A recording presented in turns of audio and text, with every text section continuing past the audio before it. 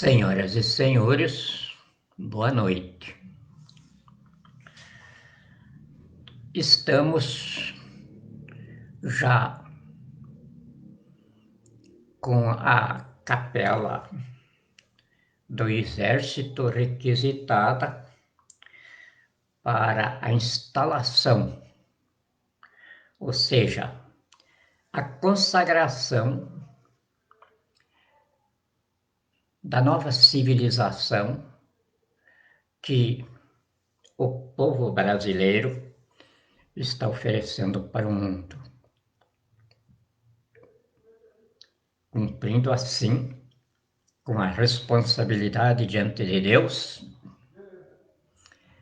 de povo de Deus na terra da promissão, mega potência do mundo, assim qualificada como a quarta maior geografia do planeta, aliás, a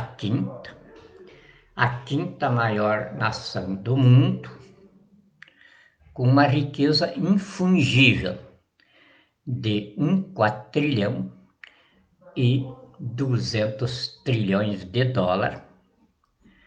para instalar a economia de cobertura da expansão demográfica, não mais a economia aventureira de produção de lucro para os bandidos que escravizam a humanidade pela exploração da moeda fictícia, só papel. Vigaristas da pior espécie. Só que os vigaristas que tentam atuar fora da organização de bandidos que dominam, eles prendem, matam. Porque o que é crime para a nação massacrada é poder para a bandidagem da política.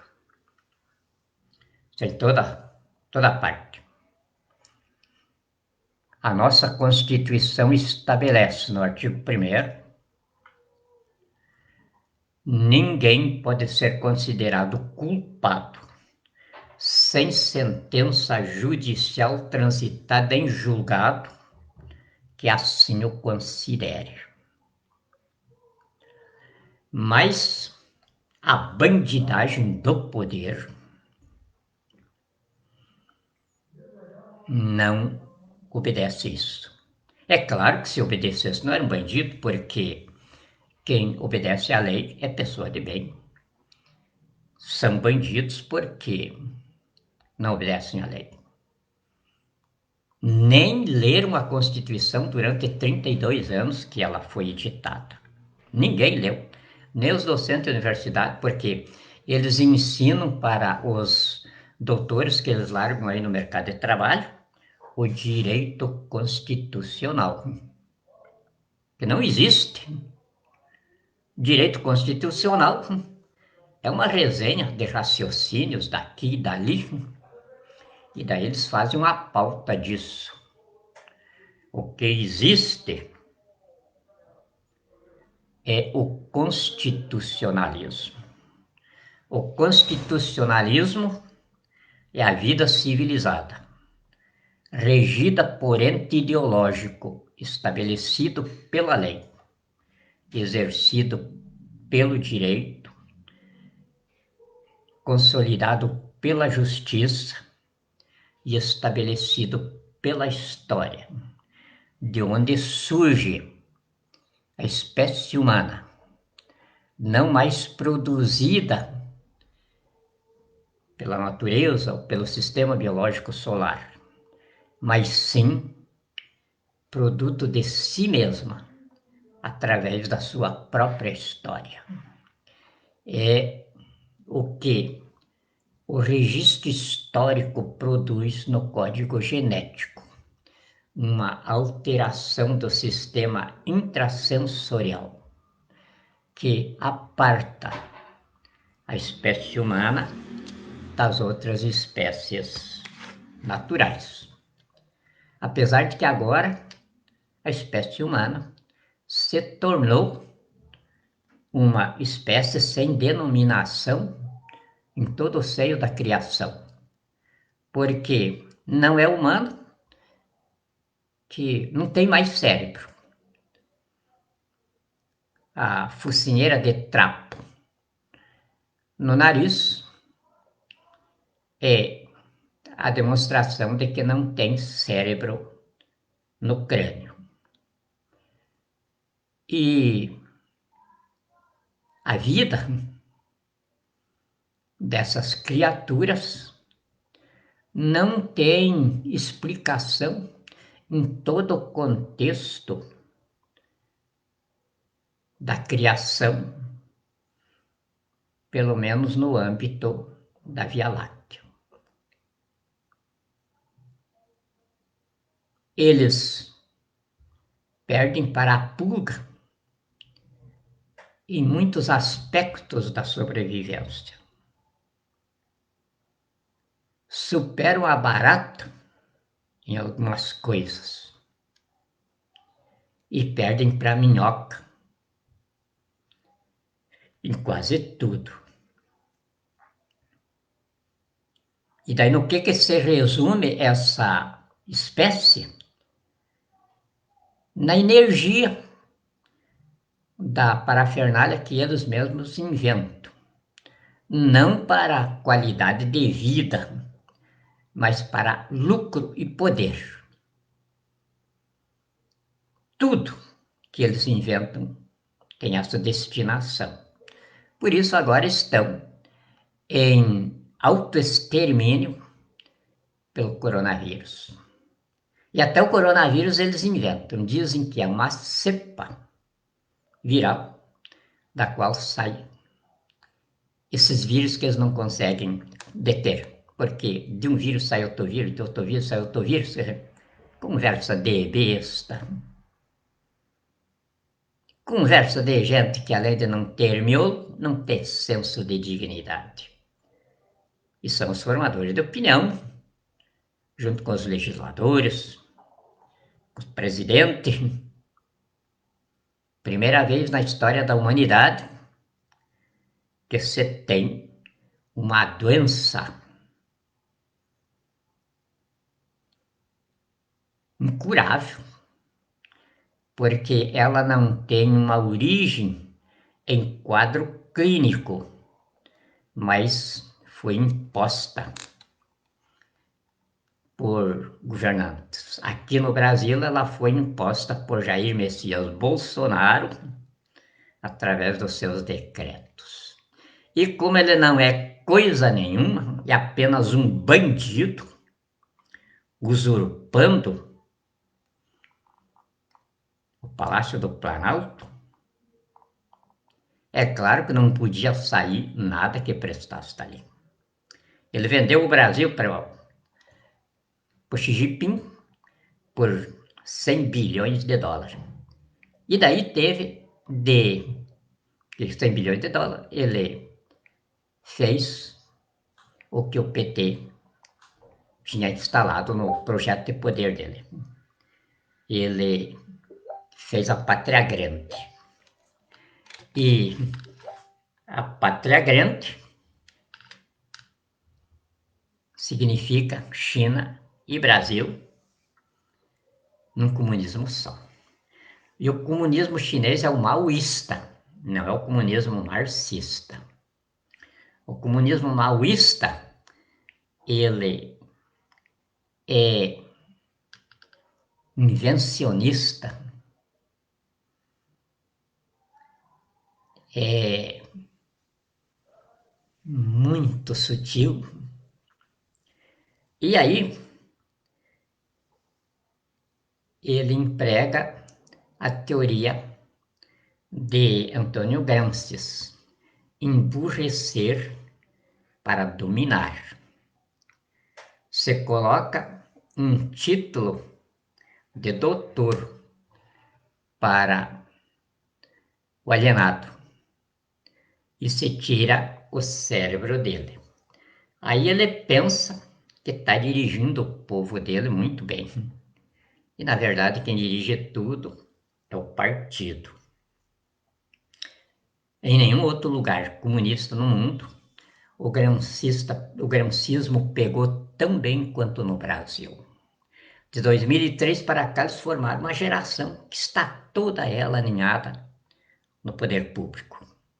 E por isso, hoje, nós temos um poder público raciocinando pelo ânus e defecando pelo cérebro. Desde o comissário de quarteirão até a Corte Suprema. É a mesma coisa. Tudo bandido. Como diz o italiano. Buonadiante, ma tutti ladri, tutti ladri. Não tem onde se procurar socorro, porque em qualquer poder, a qualquer autoridade, se peticiona ao próprio bandido ou a protetor dele.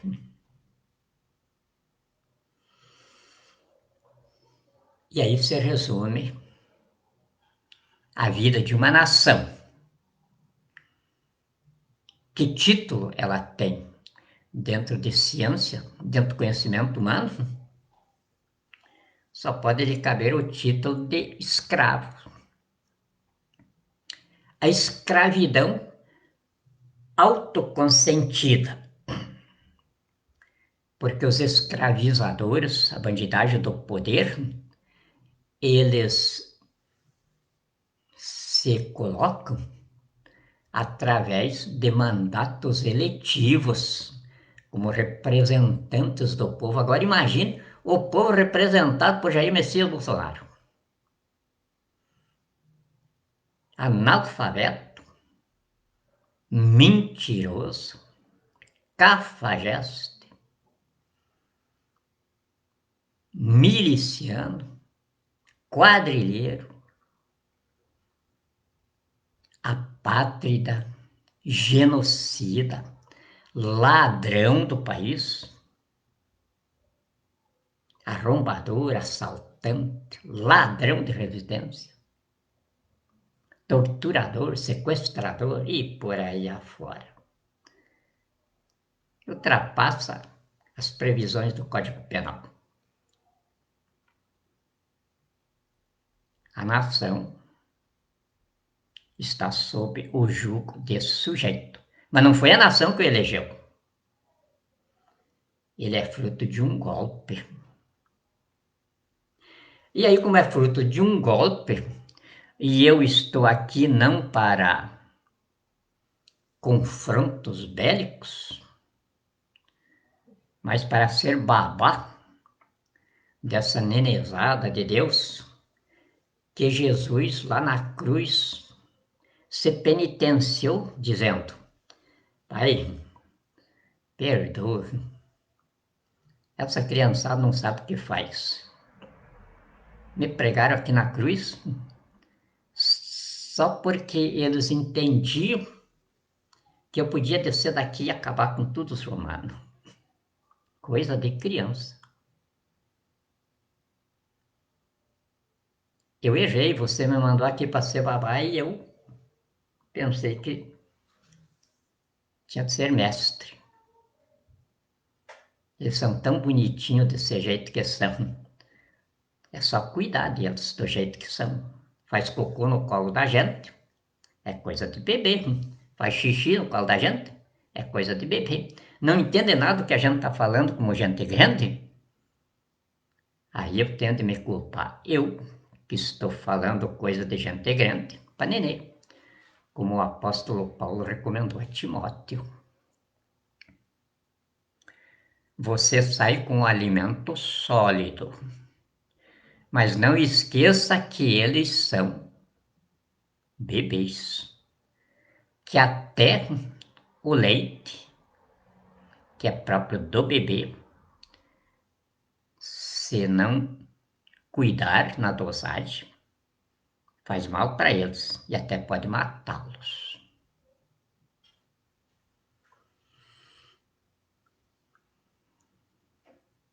Então, essa é a minha função, compreender a bebezada de Deus.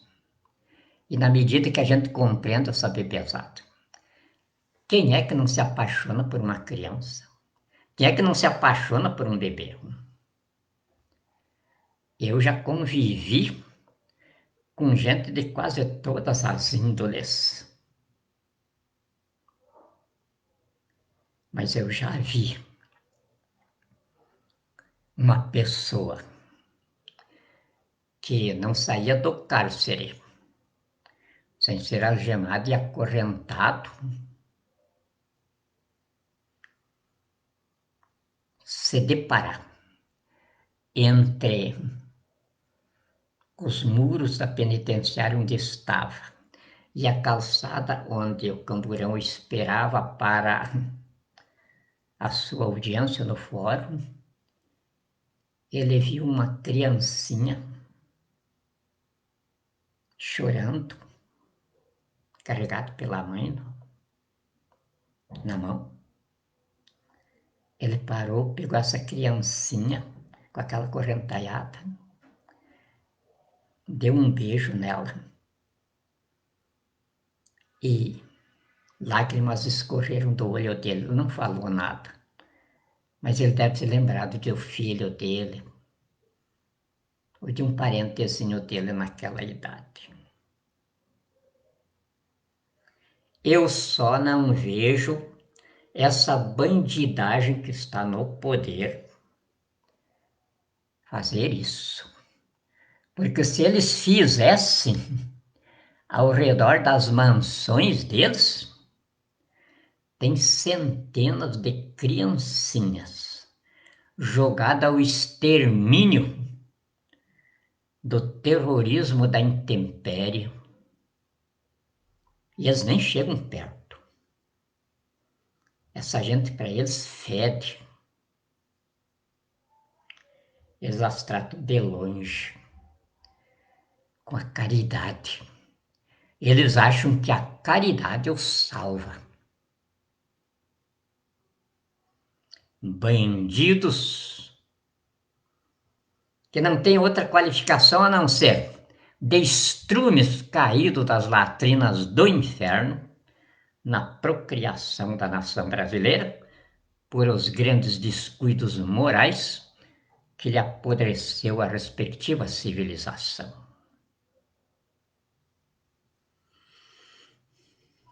Ainda bem que essa casta de demônios se resume aos que hoje esbulham as instituições, os órgãos públicos, as repartições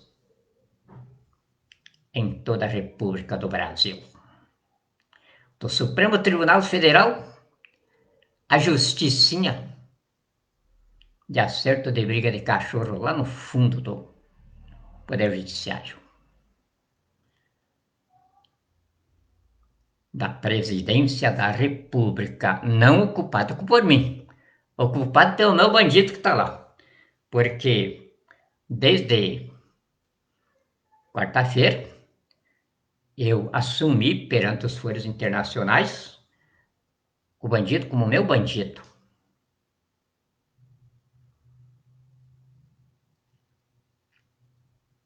Então, da onde ele está?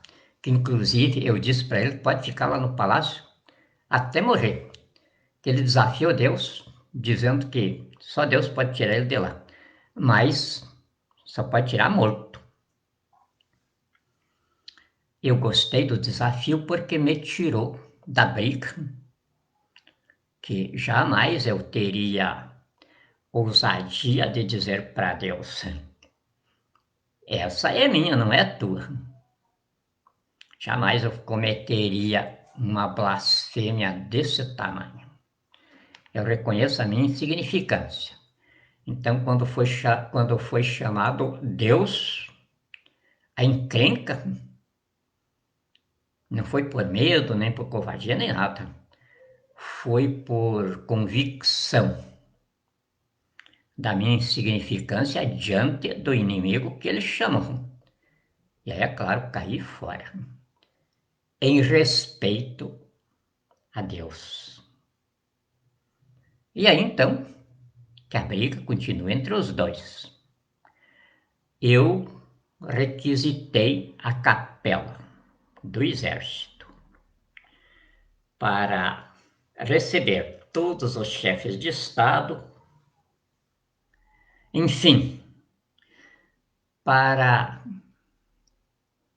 dar presença física no seio da Organização Mundial da Operação Apocalipse,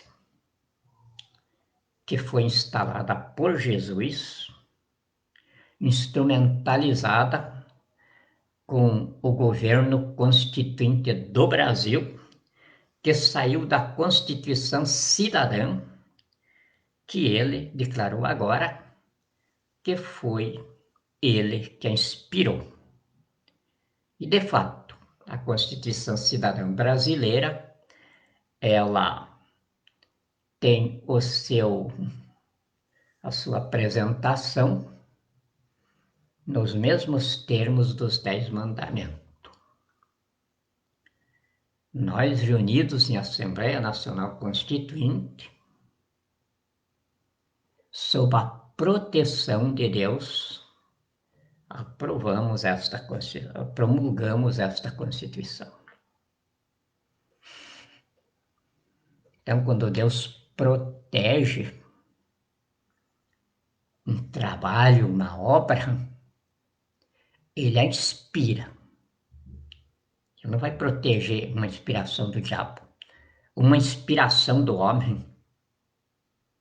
Desde quando Deus, não há notícia em qualquer coisa da natureza que nós possamos avaliar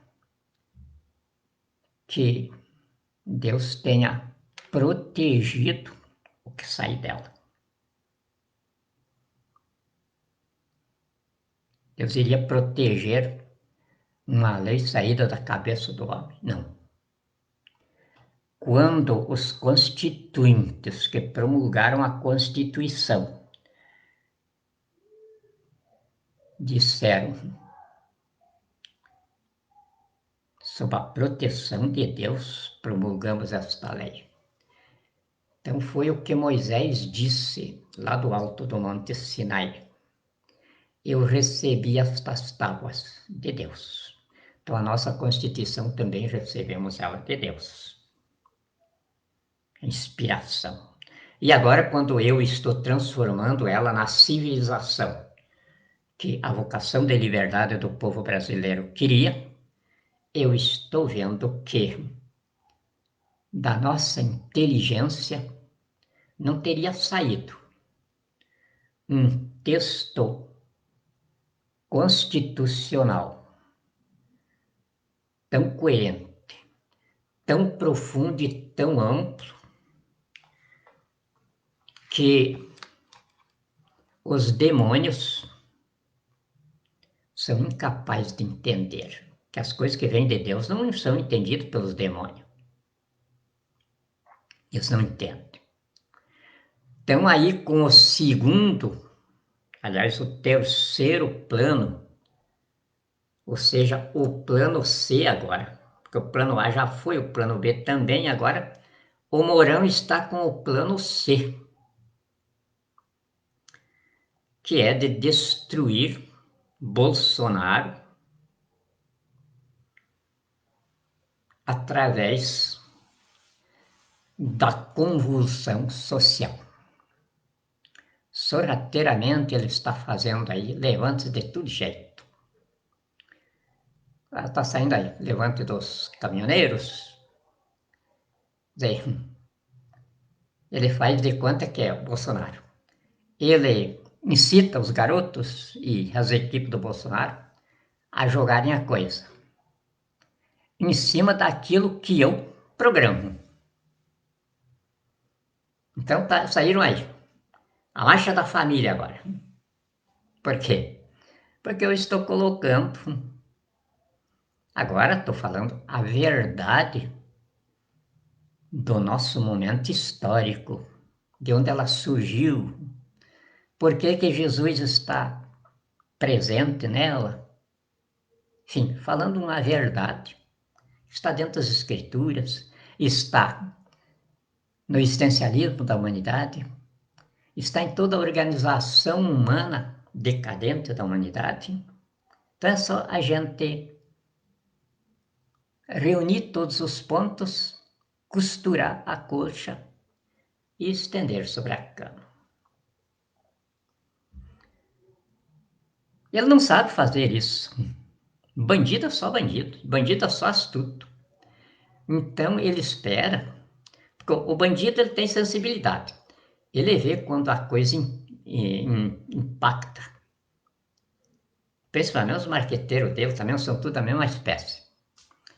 Aí eles veem o que eu lanço, pô, mas isso aí é o máximo. Isso aí dá ibope, isso aí. Tá? E aí faz exatamente o que eu quero. Tem pessoas que ele coloca no meu meio também. E eu faço de conta que são os meus melhores amigos. Acredito neles piamente.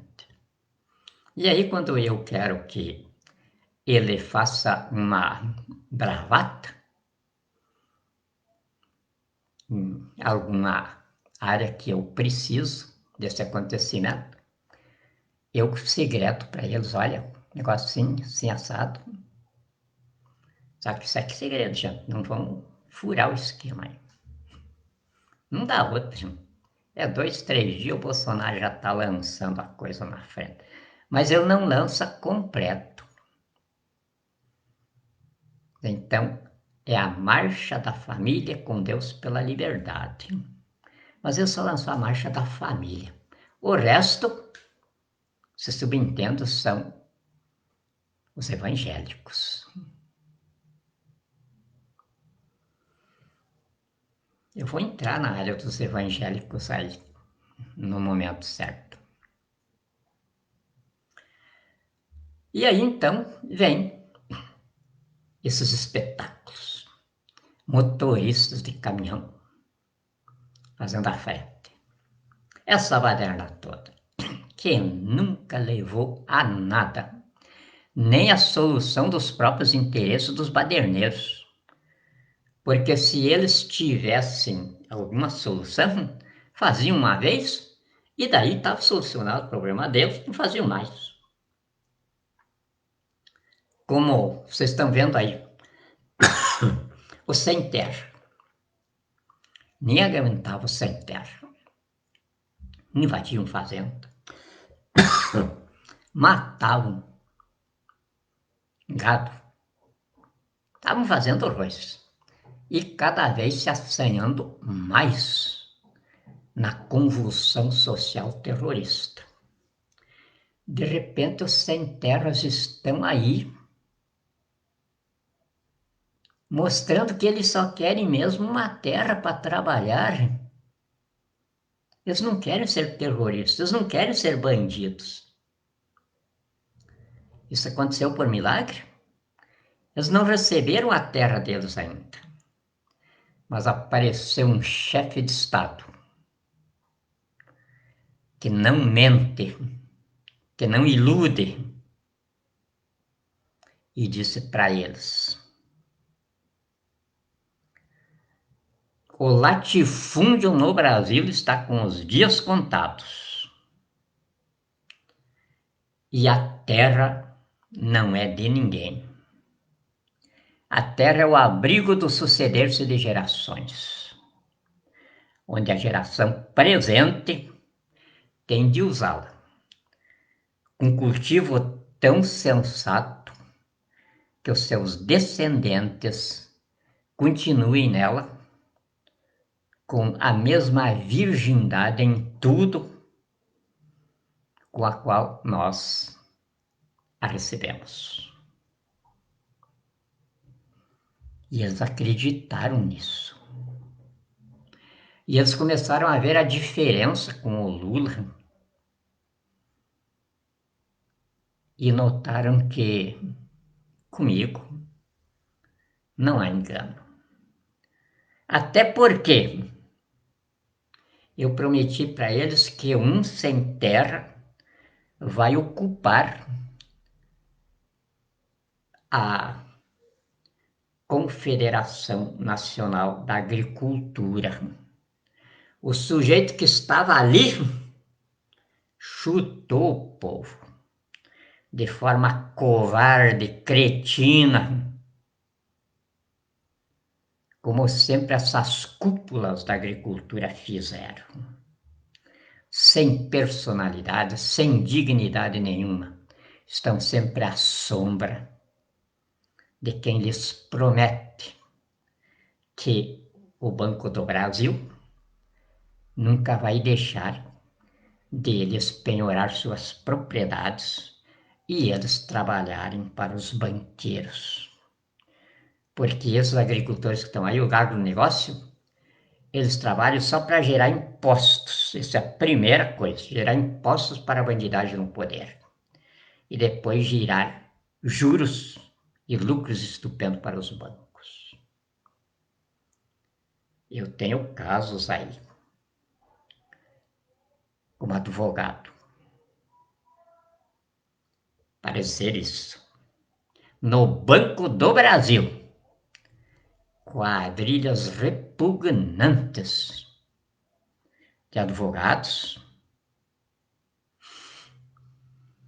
que depois do Banco do Brasil ter recebido o Proagro e ter recebido mais os seguros de companhias privadas que o banco contrata sobre cada tipo de financiamento que ele faz. Aí recebido 2 vezes a conta, às vezes até 3 vezes, aí o que eles fazem? Mancomunado com o superintendente, com o gerente, eles levam a propriedade do agricultor a leilão. E aí nesses leilão é a quadrilha que arremata. E aí vocês vão ver que nós estamos com o mapa tudo na mão.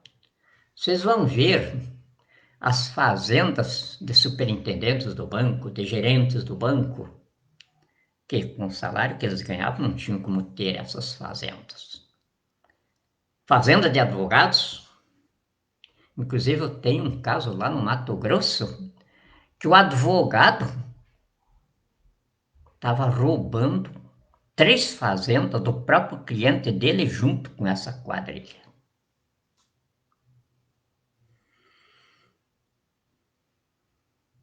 Mas os dirigentes das organizações de agricultura são sempre agricultores políticos ou políticos escondidos como agricultores, covardes, apátridas, insensíveis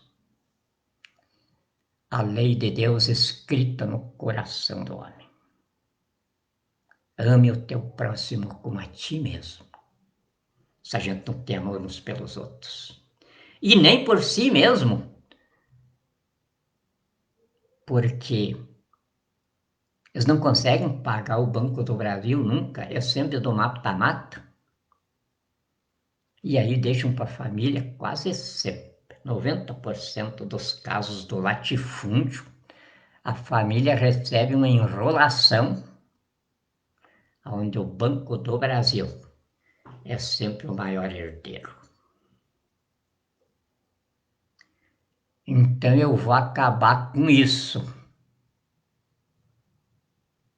E a Confederação Nacional da Agricultura, que para o governo constituinte do Brasil está sem representação no colégio administrativo, vai ser preenchido por um sem terra, ou talvez uma sem terra. Isso dentro de poucos dias.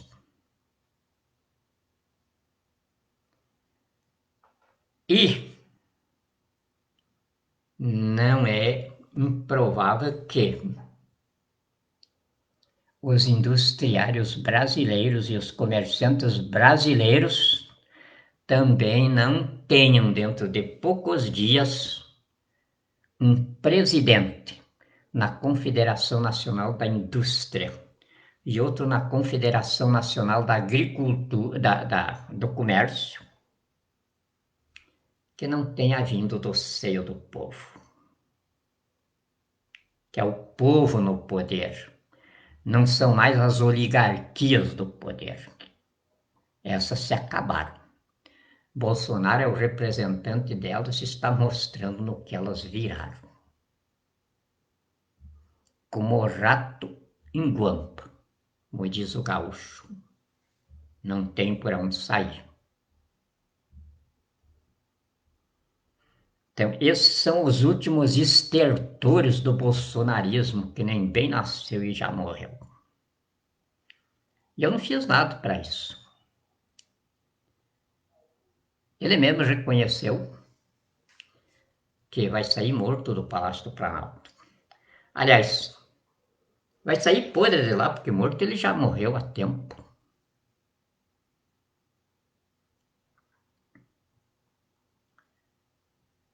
Então,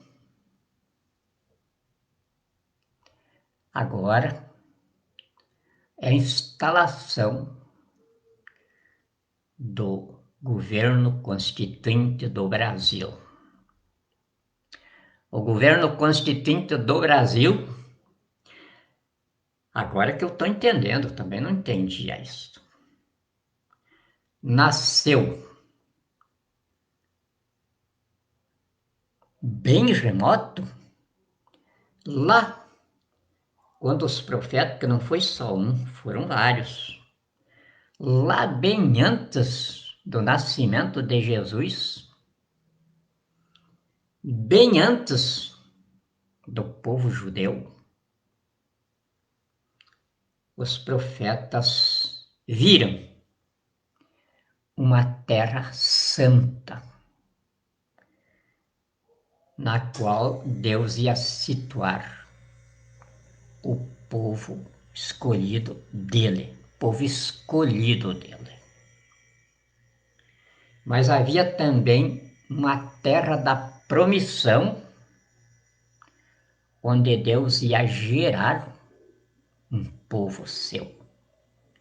Então, bem diferente uma da outra. E Jesus, mais do que uma vez, mencionou essa terra da promissão,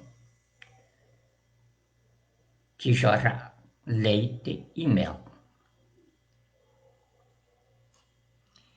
E aí, Pero vai de Caminha confirmou a informação de Jesus na carta que escreveu para o rei de Portugal. A terra é tão bonita e de um solo tão fértil, um clima tão propício, que em se plantando nela, tudo dá. Ou seja, ele disse: se nós soubermos conjugar homem, terra, natureza, encontramos então o paraíso perdido. E hoje, eu entendo. O governo do Brasil começou quando o profeta viu essa terra.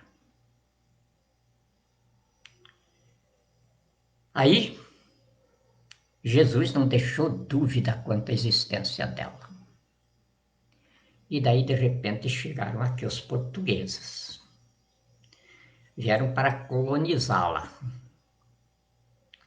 Essa confusão que eles dizem que a frota saiu para as Índias e depois se perdeu no mar e tal, isso é tudo coisa de historiador. A história, no 85%, as pesquisas científicas das universidades já constataram que é mentira. Então, eles saíram para colonizar o Brasil. O Brasil era conhecido do mundo inteiro. O ouro de Ofir era brasileiro e era muito ouro. Salomão não sabia o que fazer com todo o ouro que ele levava daqui. Inclusive, o rio Solimões nasceu com o nome de Rio Salomão. E os portugueses, então, tinham uma academia, uma universidade, formadora de marinheiros. Até o Colombo se formou lá também. Os grandes navegadores espanhóis todos se formaram na Escola de Marinheiros Portugal. Aí o rei Dom Manuel preparou essa expedição, quando ele tinha dinheiro para isso. Preparar a expedição e tudo para vir tomar conta, tomar posse da terra que ficava para baixo das terras que Colombo colocou a Inglaterra sobre elas. E aí eles vieram, dia 21 de abril, foram recebidos pelos índios. Houve uma confraternização ali. Os índios recebendo aquela gente que vinha do oceano e aquela gente também acolhendo os índios. E no dia 26 de abril de 1500, Frei Henrique de Coimbra, com os índios, cortaram a madeira para fazer o altar, fizeram uma grande cruz e daí entregaram, como era costume dos portugueses. Os portugueses não tinham nada a ver com ingleses. Os ingleses eram violentos, eram egoístas, como são até hoje. Eu tenho pavor de inglês. Egoístas, arrogantes. Parece que tem o rei na barriga, quando na verdade são os miseráveis. Chegaram na América do Norte matando os índios, escravizando o índio, depredando, defasando tudo. Os portugueses eram religiosos, então chegaram muito bem na terra.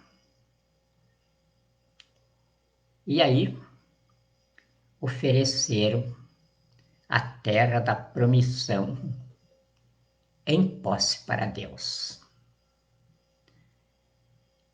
Registraram essa posse, escrituraram essa posse, uma grande cruz. Era o símbolo da espiritualidade portuguesa. Então, cravaram aquela cruz ali, era escritura de declaração de posse da terra para Deus. E vieram para fazer só isso. Aí, para confirmar tudo, ficaram alguns marujos portugueses que se encantaram pelos índios e pela terra, e também foram uns índios com eles para Portugal. Estava consolidado a profecia da terra da promissão, o entrosamento de Deus com a sua humanidade primitiva e a sua humanidade civilizada, boba, pensando que era alguma coisa. A partir desse fato, então, começou a colonização. Mas era muito grande a área. E aí os ingleses resolveram pegar um pedaço, quer dizer, não se contentaram com o que já tinham feito no continente norte-americano. Queriam também aqui. E junto com eles vieram os franceses, e vieram os holandeses, e vieram os espanhóis. E se colocaram aqui. Até que em 1648, a colônia portuguesa, junto com os índios e os escravos, resolveram expulsá-los daqui. E no dia 19 de abril de 1648, no Monte Guararapes, consolidaram a vitória. Ficaram com toda a área geográfica do Brasil, menos a fronteira com os nossos países vizinhos, que Rio Branco acertou depois. Mas a área geográfica que compõe o Brasil já tinha sido detida pela única nação no mundo que nasceu militar, a nação brasileira. Quando ela saiu do garimpo, das explorações que tinha e da agricultura, para defender o território como um todo, ela se fez Força Armada, porque as Forças Armadas portuguesas não estavam aqui, não vieram aqui para socorrê-los. Até que eles tomaram essa decisão, imagina-se quantas reclamações, quanta insistência eles já tinham perdido junto à corte portuguesa. E aí então, com os generais, feito do meio deles ali, Felipe Camarão, Henrique Dias, Vidal de Negreiros, comandados por esses aí. Eles não deixaram nem dos invasores aqui dentro. Eles com canhões de pólvora. E os nossos agricultores com flecha, pedra, facão e foice. E alguns trabuco. Então, nascia as Forças Armadas Brasileiras. Como nascia a nação Forças Armadas do Brasil. Aí veio a fuga de D. João para cá. Ele não mexeu em nada dessas nossas origens históricas. Eu aprendi, inclusive, em universidades lá fora. Foi um dos maiores políticos de sua época, Dom João VI, um mestre na arte da política. E aí, então, resolveu o problema de família dele na volta dele para Portugal. O filho segundo, que não era rei, tinha nascido rei. E ele temia que matasse o rei, que era Dom Pedro I. Então resolveu o problema. Chamou os dois, deixou Dom Pedro I aqui, para gáudio dele, porque ele já tinha se tornado um malandro carioca, e levou o outro para ser rei em Portugal. Nesse acerto em família, Dom Pedro era muito mais brasileiro já do que português. Levou a colônia a se libertar, teoricamente, de Portugal, porque não se tornou um povo soberano. Era liberto.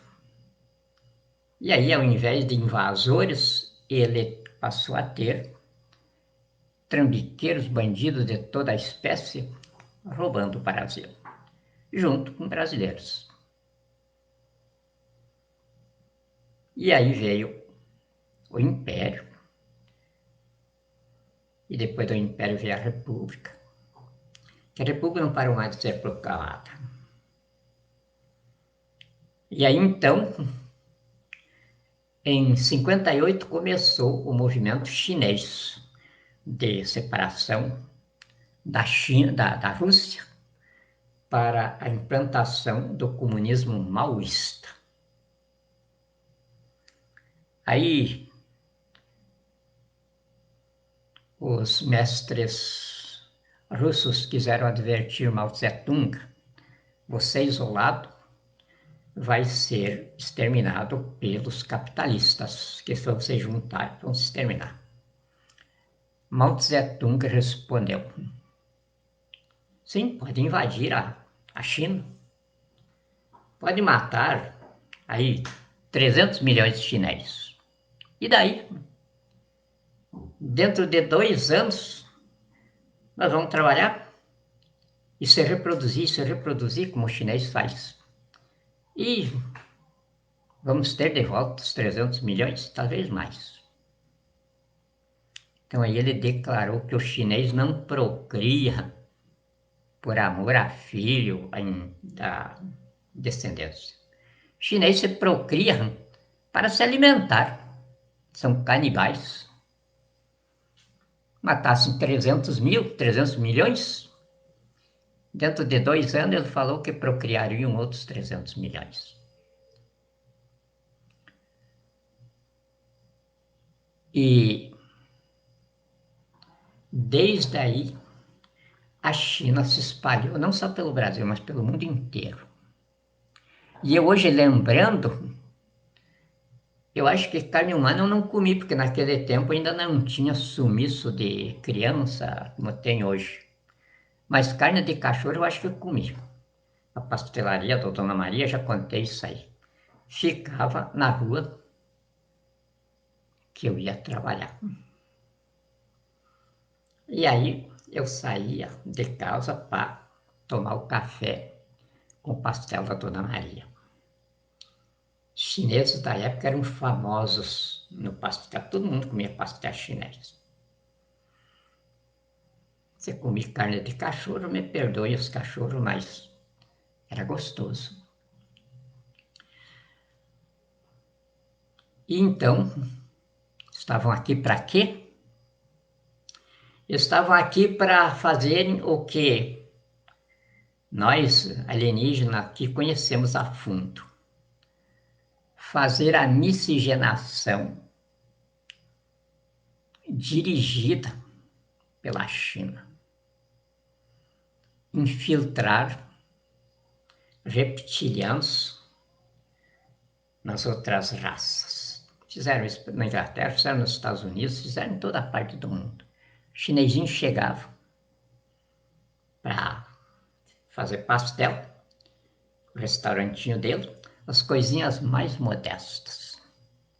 Eram amáveis porque só fazia aquela risadinha, baixava a cabeça. A gente podia conversar, ficava conversando sozinho, ele ouvia com muita atenção e dando aquela risadinha, não respondia nada, não se tirava nada deles. E aí, coitado chinesinho, veio para cá, como vem o alemão, isso é o que tudo brasileiro dizia. Tá fazendo o pastelzinho dele aí, não está incomodando ninguém, deixa o chinesinho aí.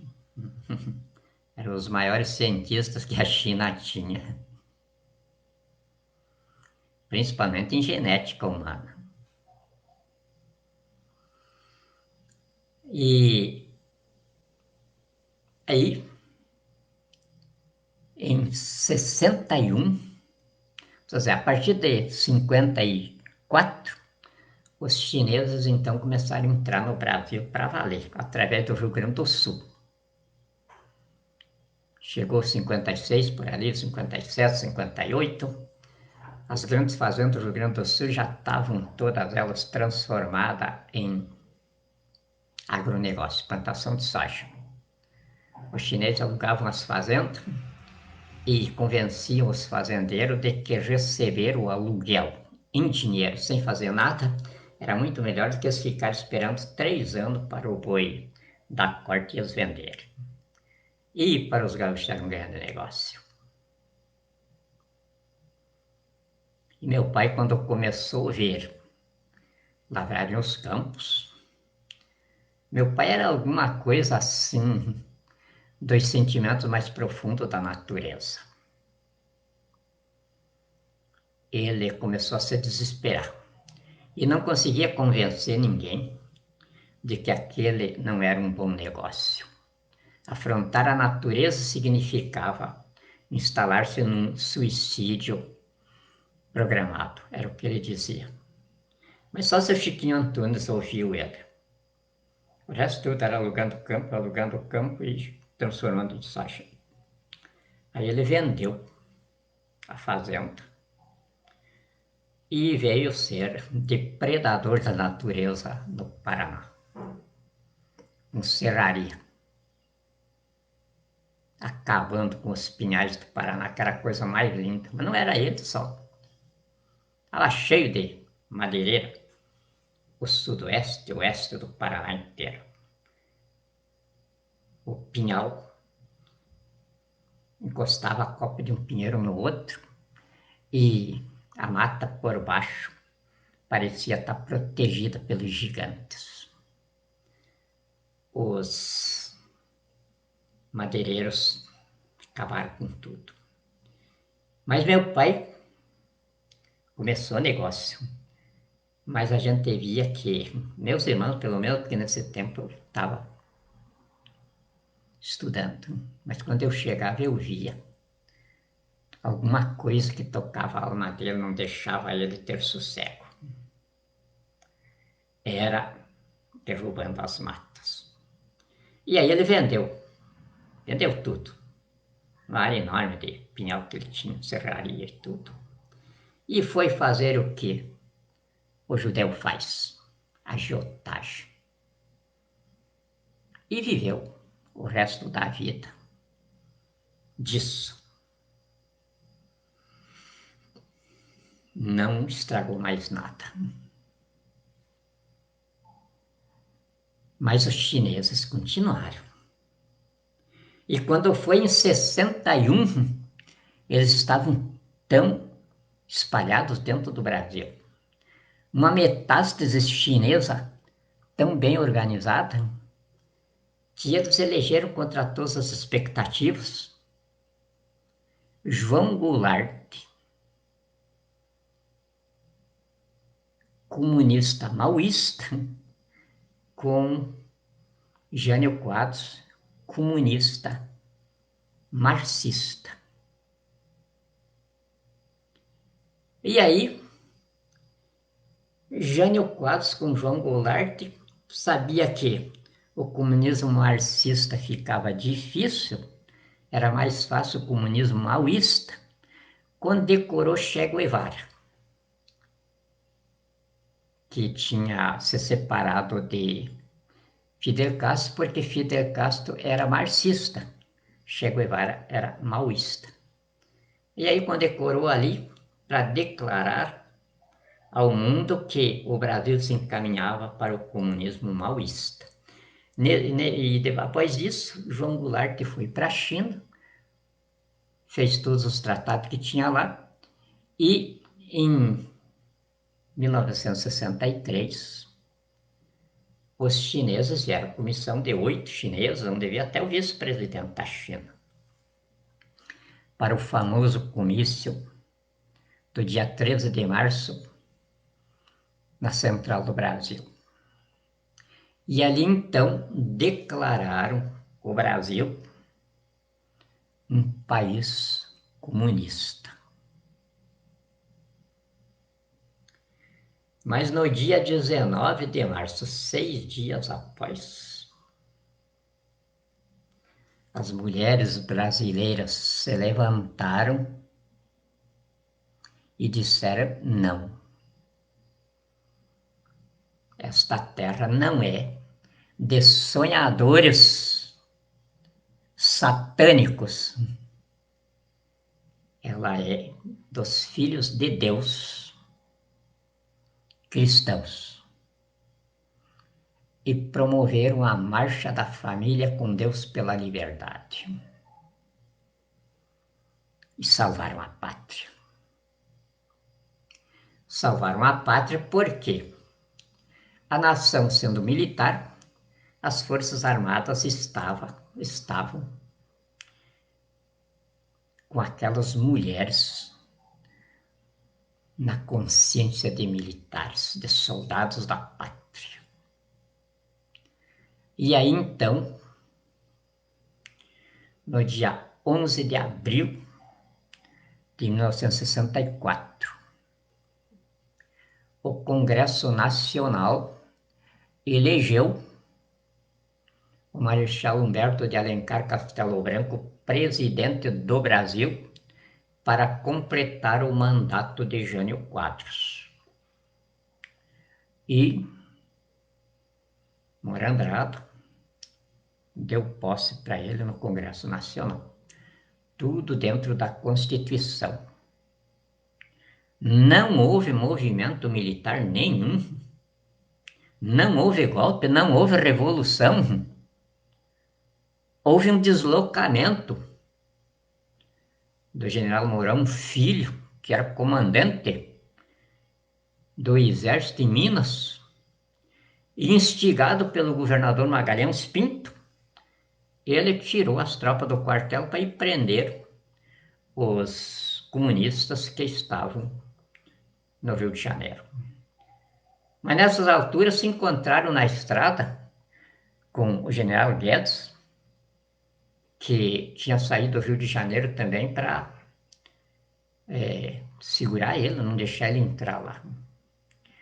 E aí, na metade da estrada, se encontraram as duas tropas lá, e nesse inteirinho, enquanto eles pararam um na frente do outro, o general Mourão recebeu a notícia de que não avançasse porque o João Goulart já tinha sumido e o senador Mourão Filho tinha dado posse para o presidente da Câmara na presidência da República, o deputado federal Ranieri Mazzilli.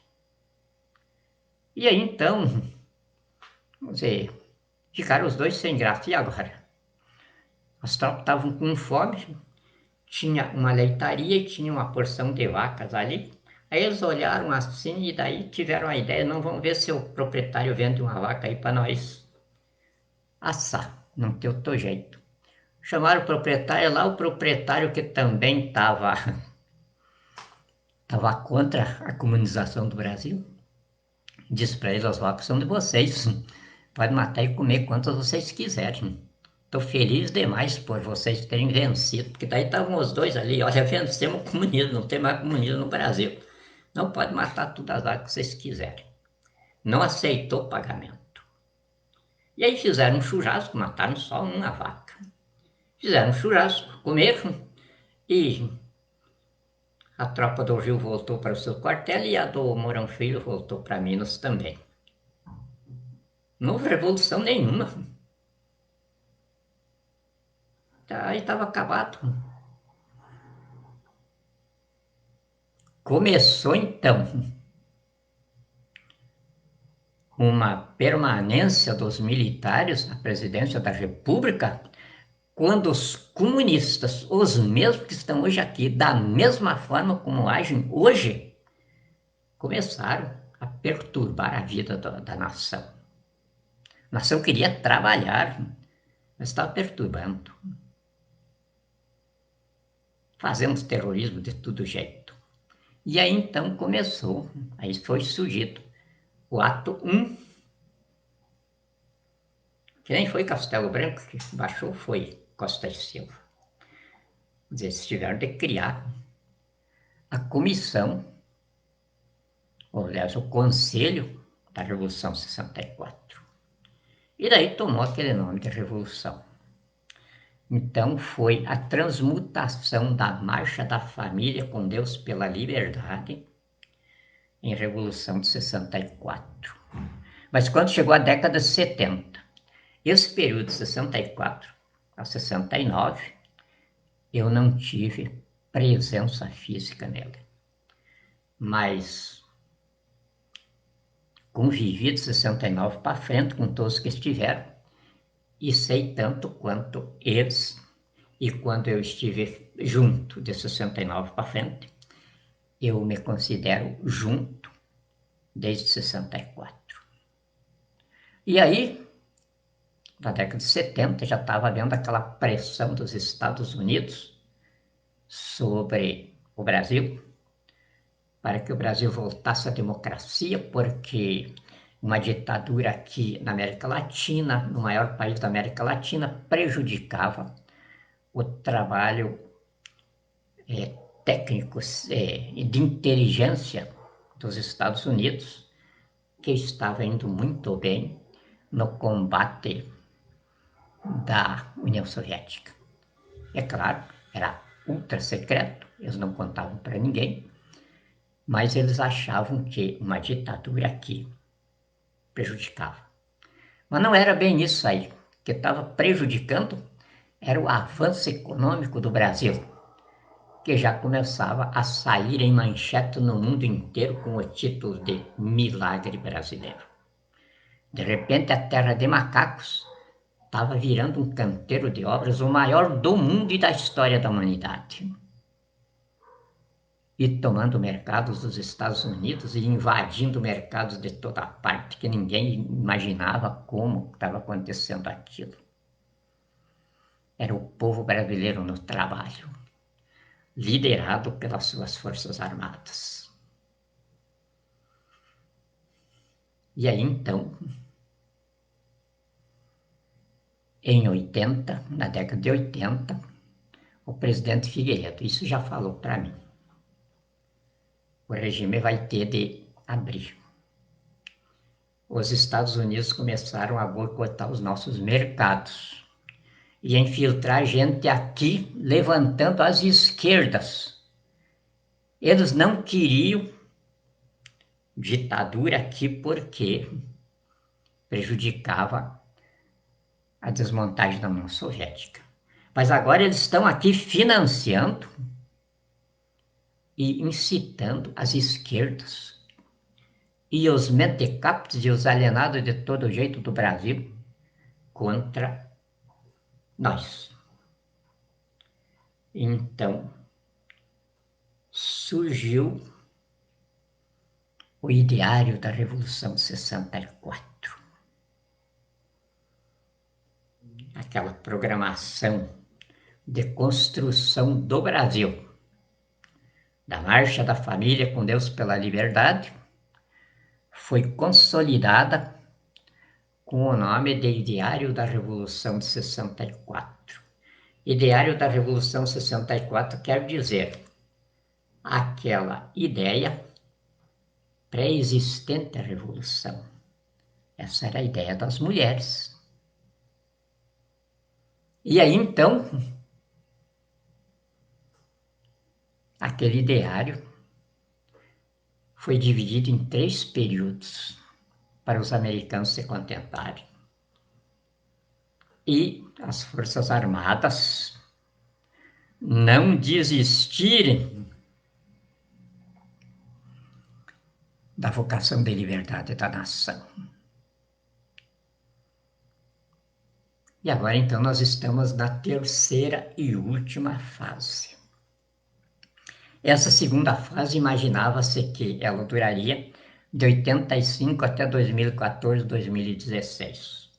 Mas o mundo foi mudando muito depressa. E aí nós imaginávamos que ela ia, às vezes, passar de 2020, nós íamos conseguir consolidar tudo lá pelo 2025. Mas não. Nós consolidamos tudo em 2020, dia 5 de outubro de 2020, homenageando os 32 anos de existência da Constituição cidadã, o povo no exercício direto do poder nela, em suas forças armadas, protocolizou por mim, seu magistrado constituinte, a Operação Apocalipse, junto ao Supremo Tribunal Federal. Como ser lido com analfabetos? Eles não entendiam nada disso. Então, como diz a doutora Esther, é mais fácil do que tomar pirulito da boca de neném. Quando você precisa de protocolo, eles com medo de ser desprestigiados, de mostrar que são burros, que são analfabetos, eles chegam e já tocam o carimbão de cima. Como eu já tenho falado aqui, em âmbito de processo histórico, no foro de soberania, é tudo que você precisa. Carimbou, está solenizado o documento. É documento, não se pede nada ali, é um documento. Solenizou o documento. Na relação institucional interpoderes. É como se produzem também os documentos de chancelaria no relacionamento institucional ou internacional entre os povos. Um governo peticiona para o outro. Entre si, solenizam tratados, convenções, são documentos. Uma convenção não é uma sentença mútua dos dois países, seria ilógico. Uma convenção é um documento, exemplo, Tratado Internacional dos Direitos Humanos, todas as leis internacionais são documentos. E aí, era tão gostoso lidar com a reação de cidadania no processo histórico que eu vivia agindo. Até os militares não entendiam da minha graça, porque eles também não entendiam nada da coisa. Quem fez a Constituição fui eu. E eles nunca me convidaram para mim fazer uma explanação profunda sobre ela. Só os generais da velha guarda é que sabiam ela tanto quanto nós, porque cada capítulo, o próprio saudoso Ulisses Guimarães insistia para que eu o levasse aos meus generais. E o resto não entendia nada, até hoje não entendem nada. Eu chego lá com o documento, vem correndo lá, pego, carimbo, entrego. Mas eu sei que não leio, se leio não entende nada, porque depois eu vou falar com eles a respeito, não sabe coisa nenhuma. Mas é tudo que eu preciso, é disso, é o apoio velado deles. Agora sim, agora estão lendo. E agora estão entrando na linha porque estão que nem rato em guampa, não tem para onde você sair. Agora que eles viram que é documentos que os tribunais internacionais levam muito a sério. Documentos que sustentam o socorro humanitário, onde eu tenho bombardeiros, caças, mísseis, o que for necessário. Porque eu tenho 1,2 trilhões em riqueza líquida. E não falo bobagem. Eu tenho um projeto de salvação da humanidade inteira, que o coronavírus agora veio confirmar. Não há saída a não ser por mim.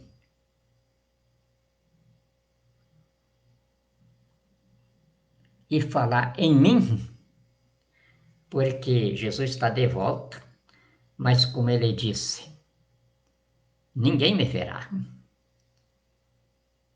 Vão dizer que ele está ali, que ele está lá.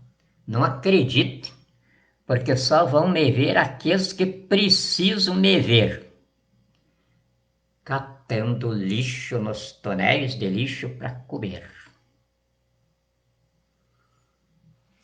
Me verem molhado, maltrapilho, faminto, como morador de rua. O resto não vai me ver. Eu também não o veria. Mas aconteceu comigo.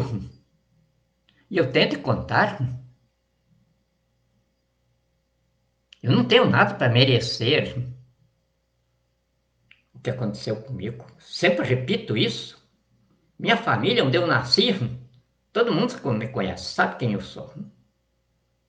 Meus clientes como advogado, fui jornalista, fui eu que abri a imprensa brasileira cumprindo missão do saudosíssimo presidente Ernesto Geisel.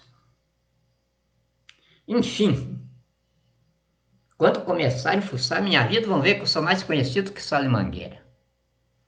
E vão ver que eu não tenho absolutamente nada de merecimento de repente, Jesus, eu nem acreditava nele. Jesus, sim, eu sequestrado numa jaula para ser morto, ali me aparece, e numa voz muito suave, de pura energia, me diz, eu sou Jesus.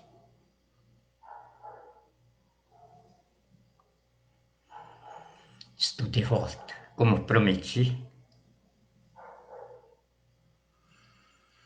Tenho dificuldade de falar nessa história, mas o doutor Rodrigo, advogado, estava sequestrado comigo também. E ele está aí. E tenho certeza que vão interrogar ele e ele vai dizer. Sim, eu senti uma energia diferente dentro daquela jaula. Porque ele me disse, quando eu me pus de pé, ele, até meio sem cor, me disse: o senhor sentiu alguma coisa diferente aí? É do que, doutor Rodrigo? Isso, uma energia.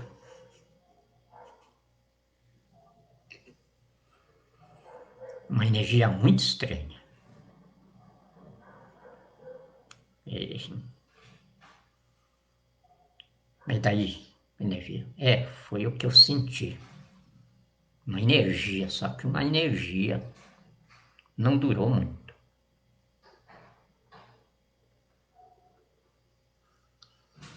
A partir daquele momento, eu comecei a me lembrar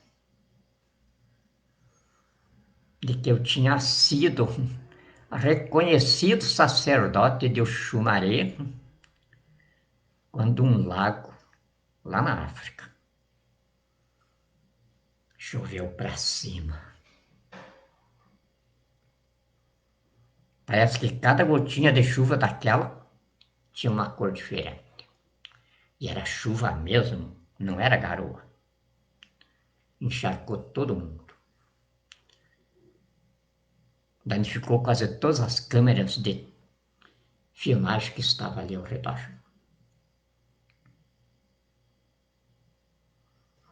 Mas ainda aquilo não me sensibilizou.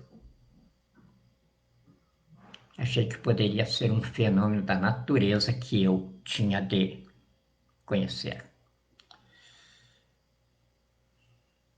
Agora, a última vez, derrubei o revólver, como dizia meu irmão. Porque, como disse Herbert Einstein, finalmente vi Deus. Porque contra a evidência não há argumento.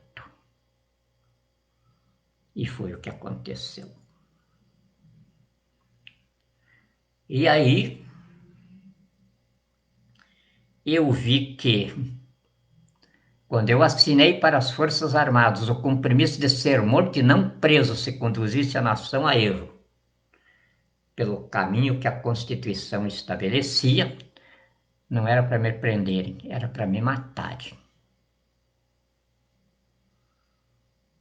eu tenho certeza, já foi Jesus que me botou aquilo na boca, que me fez escrever e assinar aquele documento. Porque eu não sentia nenhuma preocupação nos efeitos daquilo sobre mim. E era muita ousadia. Um homem se colocar um desafio desses, quando 370 oficiais que assinaram um manifesto de apoio para me iniciar a reação de cidadania contra a tirania que já estava exposta. Era uma loucura, porque alguns dos generais disseram, não precisava chegar a tanto.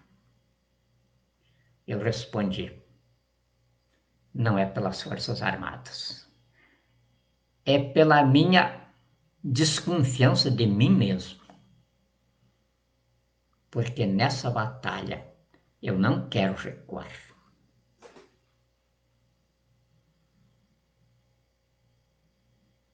E aí então agora é que eu vejo este momento que agora vai se realizar na Capela das Forças Armadas, vai encerrar um tempo e iniciar um tempo novo, começou lá bem antes de Jesus, com os profetas que ouviram. Porque para Deus não existe passado, nem presente, nem futuro. Ele não tem tempo. Ele é sempre o presente. E então o que é para nós milhares de anos, para ele existiu no seu momento. E aí existe uma cronologia de fatos se encaixando um após o outro. Das profecias, a crucificação de Jesus, quando ele encerrou o diabo aqui e lhe deu 2000 anos de reinado. E aí prometeu aos seus seguidores, não se preocupe, que eu vou voltar. E deu a sentença. Muitos se achegarão a mim, me colocando grandes e divinos feitos. E eu lhes responderei, apartai-vos de mim, malditos, para o fogo do inferno, de onde nunca deveríeis ter saído. E aí, diante disso, eu não tenho dificuldade nenhuma em responsabilizar Jair Messias Bolsonaro, Antônio Hamilton Martins Mourão, Carlos Bolsonaro, Walter Souza Braga Neto, pela chacina do Rio de Janeiro do dia 6 deste mês. Porque foi o mesmo modus operandi que eles realizaram quando do assalto terrorista que fizeram para me matar. A mesma quadrilha, juízes, promotores de justiça, policiais civis, assaltando casa e matando os habitantes no clareado dia, como fizeram comigo. E eu só não estou na história como chefe de terroristas para matar juízes, promotores e autoridades políticas, porque ali em cima tinha um aparelhinho e aquele local estava como dentro de uma redoma. E eles ficaram tudo louco lá dentro. Porque os policiais, tinha promotor de justiça, o Carluxo estava lá também, não podiam ser tão burros, tão estúpidos de destruírem o meu domicílio inteirinho e roubarem daí tudo que tinha para ser roubado. Primeiro parece que eles queriam destruir tudo e deixar ali. Mas aí, de repente eles voltaram e começavam a roubar as coisas. Tudo que tinha valor. Caixas e caixas de documentos. Só que ali, é claro, ali estavam rascunhos, estavam coisas que interessavam. Já imaginou eu, profissional de inteligência, ia ter algum documento de importância no meu local de trabalho? Isso é coisa para idiota.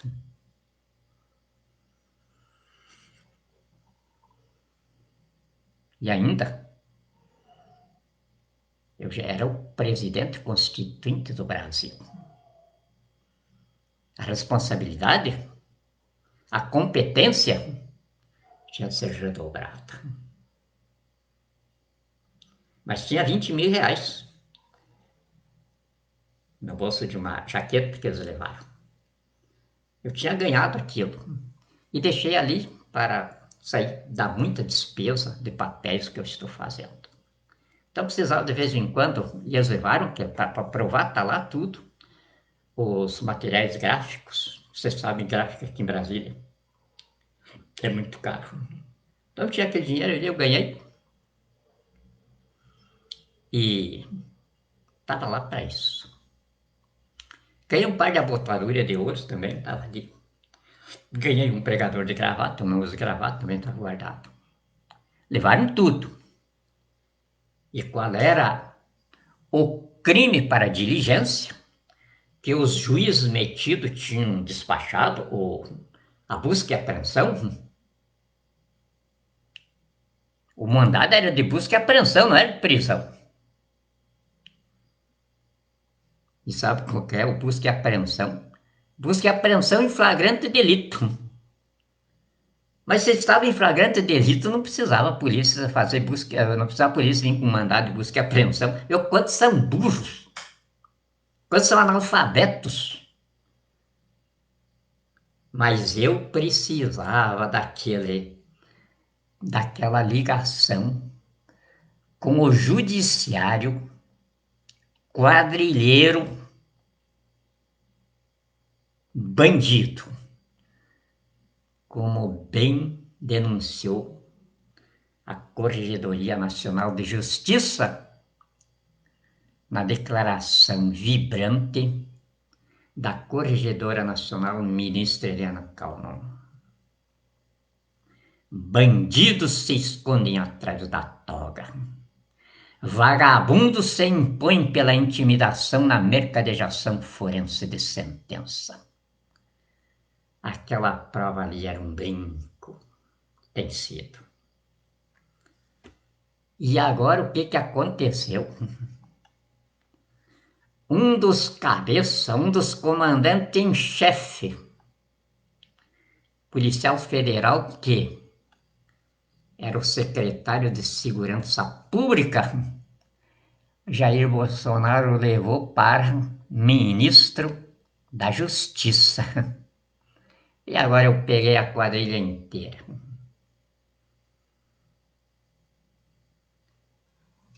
Na chacina do Rio de Janeiro, Jacarezinho. E nessa aí, a brincadeira vai se estender. Muito bonita. Nem bem aconteceu o assalto ao meu domicílio. Jair Messias Bolsonaro estava com o secretário de Segurança, hoje seu ministro da Justiça, em Colocas.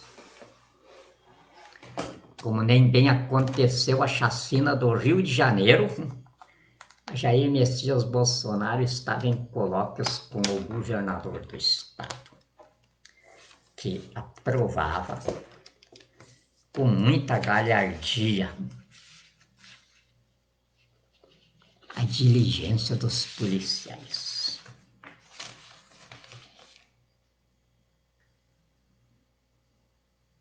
Anderson Gustavo Torres.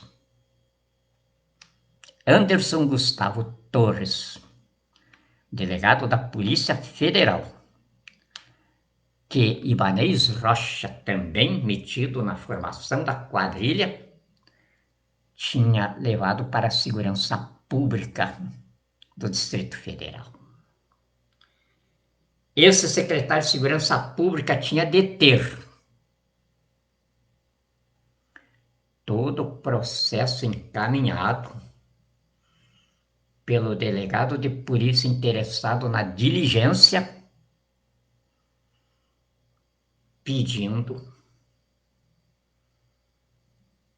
autorização para o uso do batalhão armado, constando as armas que portava e mostrando a necessidade daquele equipamento. Eu não tinha nada disso, porque eu imediatamente requeri. E até hoje, Anderson não me forneceu. E agora está no Ministério da Justiça. E no Ministério da Justiça acontece essa chacina no Rio de Janeiro. E aí o que eles dizem? Não, eram tudo bandido. Vem, o primeiro a se pronunciar. O quadrilheiro Antônio Hamilton Martins Mourão, dizendo, eram tudo bandido. Vem Carluxo. Não tinha ninguém que não merecia ser morto. E vem Bolsonaro, imediatamente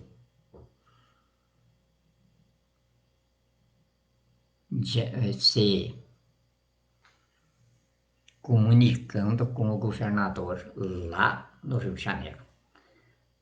Por sinal, a terra de onde ele, durante 34 anos, rouba os cofres públicos.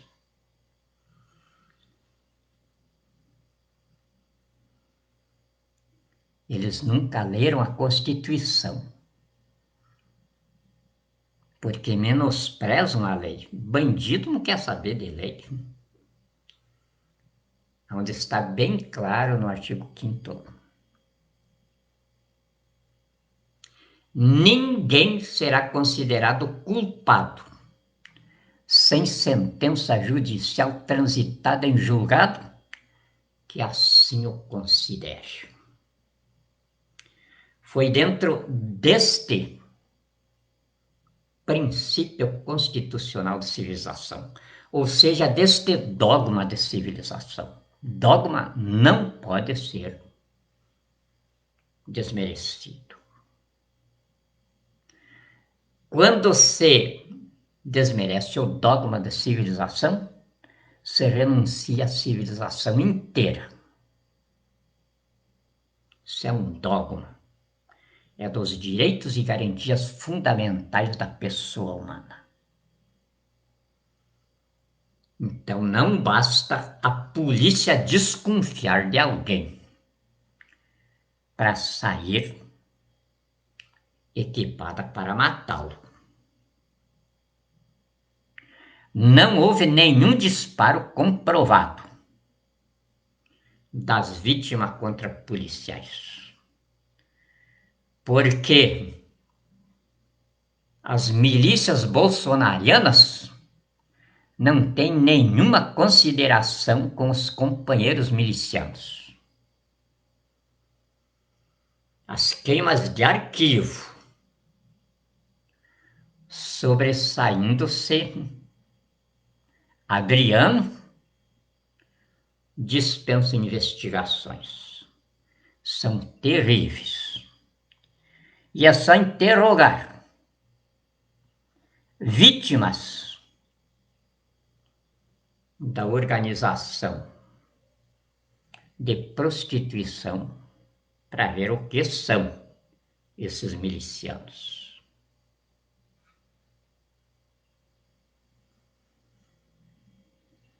Então, é claro,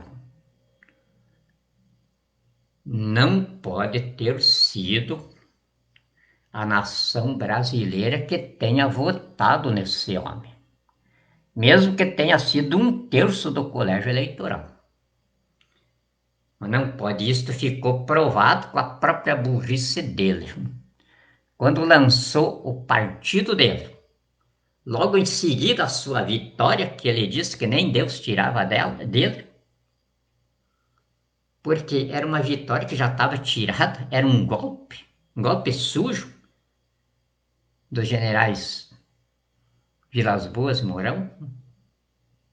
Deus ia tirar o quê dali se não havia nada que ser tirado?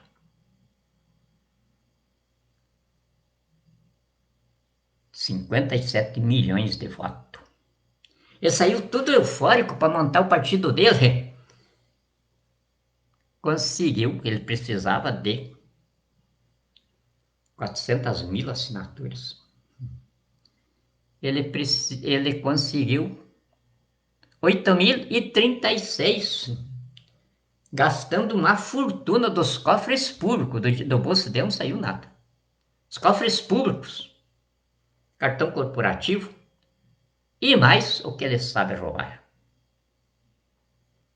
Para conseguir 8.036 assinaturas de 57 milhões. Então aí fica provado por que o exército colocou um general na cola do ministro José Antônio e outro da ministra Rosa Weber. E as urnas foram todas transportadas por militares. As sessões eleitorais, todas elas com presença de militares. A contagem dos votos, todas acompanhadas por militares. E do dia 24 ao dia 1º de janeiro de 2019, Brasília ficou sitiada como praça de guerra.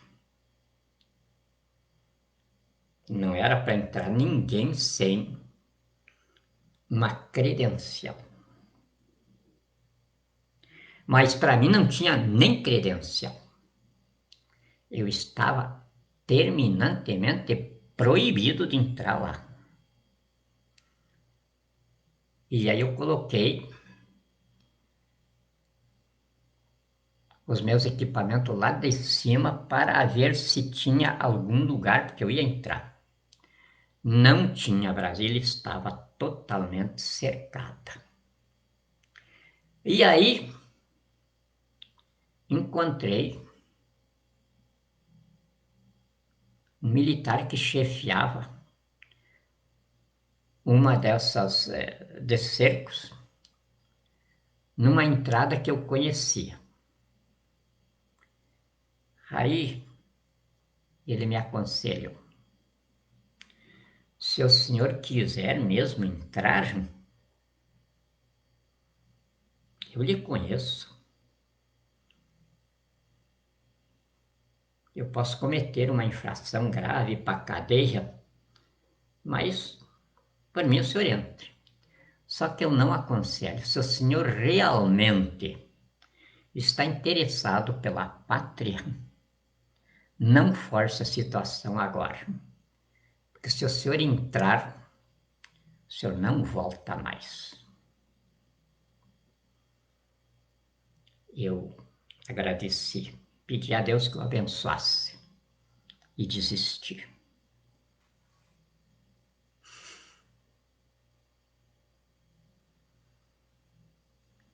E aí então Jair Messias Bolsonaro sucedeu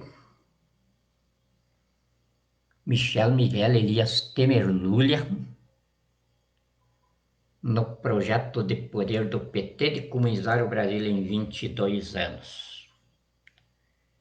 E aí então realizou o sonho dos comunistas maoístas, general Eduardo Dias da Costa Vilas Boas e Antônio Hamilton Martins Mourão, de verem o Brasil e a China uma única organização comunista maoísta, que realizaram em 2019 com a fusão da China e Brasil na Pátria Grande. Mas depois que Jesus disse: eu estou de volta. E aí em seguida me disse: instale a Operação Apocalipse, que ela está instrumentalizada do governo constituinte do Brasil, que é a concretização do projeto de nação que as Forças Armadas instalaram com a Marcha da Família com Deus pela Liberdade.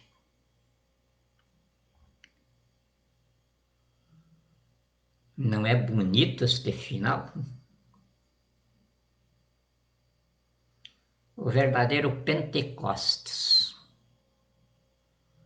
Não estamos atrás do inimigo para a vingança, para o justicialismo. Queremos apenas nos instalar para a continuação do ideário da Revolução 64, que as mulheres brasileiras, nascidas talvez lá, quando aqueles profetas tiveram a visão da terra da promissão.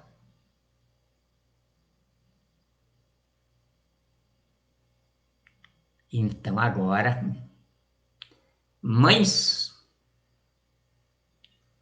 de soldados que são ministros de Deus, deram-lhes a base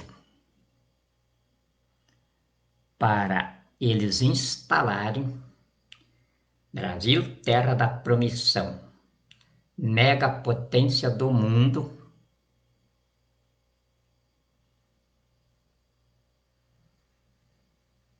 no ideal de liberdade do povo brasileiro de Deus. Porque não existe progresso, nem desenvolvimento, se a criatura humana não for livre. Livre quer dizer determinada por sua soberania de consciência, amoldada ao ente ideológico, instituído pela lei, operado pelo direito, consolidado pela justiça e estabelecido pela história. Esta é vida civilizada. E agora, a qualquer dia, está requisitado, eu não vou marcar o dia, mas já na próxima prosa já eu vou dizer mais algumas coisas mais concretas. E na próxima semana, então, eu já estarei tratando desse evento. Quanto mais gente tiver em Brasília nesse dia, mais glorificada ficará a nossa história e mais presente estará Jesus no início da sua obra, que ele iniciou lá na crucificação, quando prendeu o diabo, que agora ele está devolvendo para o inferno. E só eu que estou nessa batalha, corpo a corpo com o diabo, é que sei o quanto ele é difícil. Ele não mata. Se a pessoa souber resisti-lo, porque senão ela morre de infarto. Ela morre de estafa. Mas eu tenho a minha vitalidade em Jesus ressuscitado dos mortos. E esse punhado de pessoas que estão comigo fazendo esse corpo de Jesus também são da mesma espécie. Suas vitalidades estão em Jesus ressuscitado. Igualzinho a mim, somos um único corpo. Essa parte que me sustenta na frente avançada da luta. E eles me surpreendem na retaguarda. Como eu sempre disse desde o início, Deus no comando, as Forças Armadas atrás e o povo na retaguarda. Não importa que sejamos uma meia dúzia de gente. Deus disse que considera as nações não pela quantia de população que elas têm, mas pelo número de pessoas que fluem em seus cérebros a verdade, o caminho e a vida.